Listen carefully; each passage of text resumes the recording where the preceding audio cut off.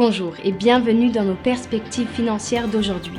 Rejoignez-nous aujourd'hui pour notre analyse du monde financier, des derniers événements et des dernières informations sur les marchés. Thomas va nous aider aujourd'hui, depuis la salle des marchés. L'Ether a atteint son plus haut niveau depuis 8 mois alors que les contrats à terme sur les actions américaines se sont négociés à la hausse et que l'indice du dollar a chuté.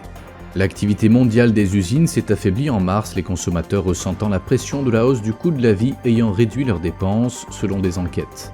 La Banque d'Angleterre a approuvé le rachat de Crédit Suisse par UBS au Royaume-Uni, un marché clé pour les prêteurs suisses qui s'efforcent de conclure l'opération de sauvetage. La dernière session a vu l'action Alibaba gagner 1,8%. Selon l'indicateur stochastique, nous sommes dans un marché suracheté. La paire euro-dollar a augmenté de 0,4% lors de la dernière session. L'indicateur oscillateur ultime indique un mouvement baissier. La livre sterling a gagné 0,6% contre le dollar lors de la dernière session. L'indicateur RSI donne un signal baissier, ce qui correspond à notre analyse technique globale.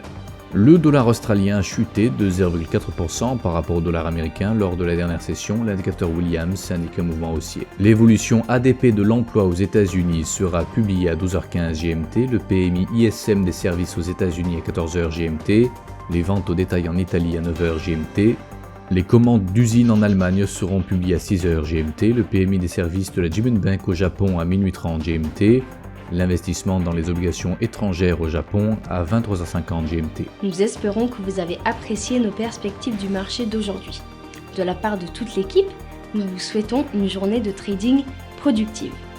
N'oubliez pas de nous rejoindre la prochaine fois pour toutes nos analyses des derniers événements et nouvelles sur les marchés financiers.